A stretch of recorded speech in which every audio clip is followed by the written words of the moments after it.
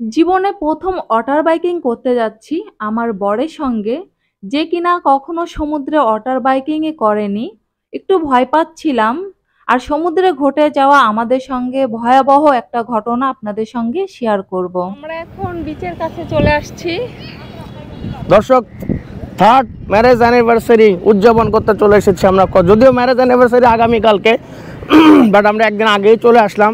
কালকে বড় লেভেলের সেলিব্রেশন হবে, বাট আজকে সি বিচে যাচ্ছি, কলাতলি বিচে, সামনের সমুদ্র। 3 বছর পর কক্সবাজার এসেছি। বড় বড় ঢেউ এসে আমার পা দুটো ভিজিয়ে দিচ্ছিল। এ এক দারুণ অনুভূতি। এই প্রথম আমার বর ওয়াটার বাইকিং করবে। আমি জানি না যে কেমন হবে, কারণ সে কখনো করেনি, এই ফার্স্ট টাইম করবে। হ্যাঁ, জানি না বেঁচে ফিরবো কি না, বলতে পারি না। এমনও হইতে পারে সমুদ্রের মধ্যে একটা ডুবো খাইতে পারি। সম্ভাবনা হ্যাঁ, সম্ভাবনা আছে। তবুও বরের কে সাপোর্ট দেওয়ার জন্য আমি যাচ্ছি। কাউকে জোর করতেছি না, যে স্বেচ্ছায় যাচ্ছে। না, তাকে সাপোর্ট দেওয়ার জন্য আমি আর কি যাচ্ছি। যদি বেঁচে ফিরি দেখা হবে, ঠিক আছে, এটাই হচ্ছে কথা।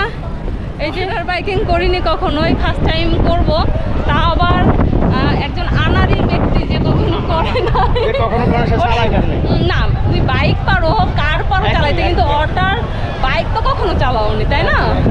এখন কি বলবো বলেন? সেটা আজকে আমি হাতে নাতে প্রমাণ করে দিব সবাইকে। সমুদ্রে এখন যাচ্ছি, ওয়াটার বাইকিং করবো, আল্লাহ ভরসা। ঠিক আছে, এই যে আমাদের ওয়াটার বাইক। ওয়াও, কত বড় বড় ঢেউ আসতেছে। কোথায় দিচ্ছি তাকে, যে কিভাবে চালাতে হবে, আর চালাবে আমার বর।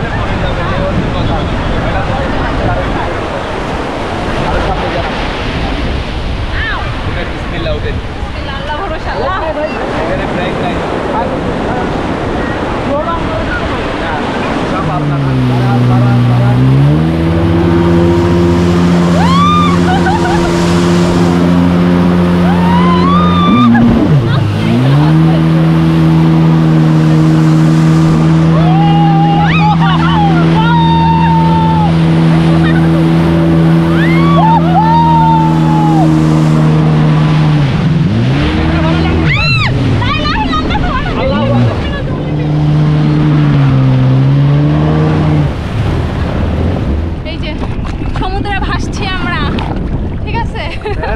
মেইন জিনিস কথা বলছো, যারা নামবেন এখানে, বাবা এখানে নামবো?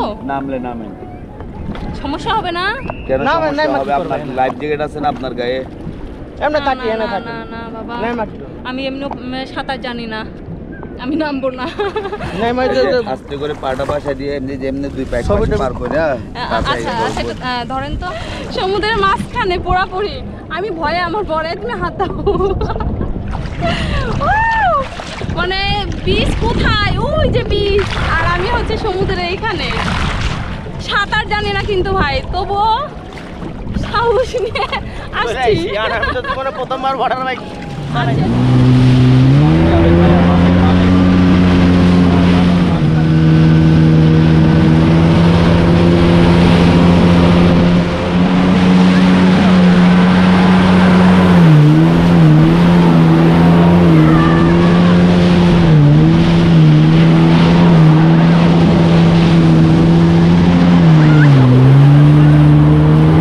ওয়াটার বাইকিং করার সময় এই ভাইটার কাছে ইরামণিকে রেখে যাই, নার কাছ থেকেই আমরা ওয়াটার বাইকটা ভাড়া নিয়েছিলাম। ওয়াটার বাইকের ভাড়া পড়েছে 1000 টাকা। প্রথমে চেয়েছিল 2000 টাকা, অনেক বার্গেনিং করার পরে 1000 টাকায় ফিক্সড করা হয়। ওয়াটার বাইকে করে আমরা সমুদ্রে বেশ কিছুটা দূরে গিয়েছি, যতটা সম্ভব আমি ভিডিও দেখানোর চেষ্টা করেছি। তারপরে আমরা সমুদ্রের মাঝে একটু ঢেউয়ের সঙ্গে খেলছিলাম, অল্প পানির মধ্যেই আমরা খেলা করছিলাম। যেহেতু ইরামণি ছোট, ওকে নিয়ে খুব একটা দূরে আমরা যাচ্ছিলাম না। আমরা কিন্তু বেশ কিছুক্ষণ এইভাবে মজা করছিলাম। তারপরে আমার বর বলছিল আরো দূরে যাওয়ার কথা, তারপরে সে আরো দূরে যাচ্ছিল। হঠাৎ করে দেখতে পেলাম পিছন থেকে বড় একটা ঢেউ আসছে, আর আমি দেখে দৌড়ানোর চেষ্টা করি, কিন্তু এতটুকু পানির মধ্যে এত বড় একটা ঢেউয়ের মাঝে পড়বো যেটা আমি কখনোই ভাবতে পারি পারিনি। আমি অনেকটাই ভয় পেয়ে গিয়েছিলাম। আমার পুরো কান্না চলে আসছিল যে আল্লাহ, এর থেকে খারাপ কিছুও তো ঘটতে পারতো। আল্লাহর অশেষ মেহেরবান যে এর থেকে খারাপ কিছু ঘটেনি। বাচ্চা নিয়ে যারা সমুদ্রে যাবেন একটু সাবধানে থাকবেন, যে কোনো মুহূর্তে একটা দুর্ঘটনা ঘটতে পারে। আমি চাই না আমার মতন ঘটনার সম্মুখীন কেউ হোক।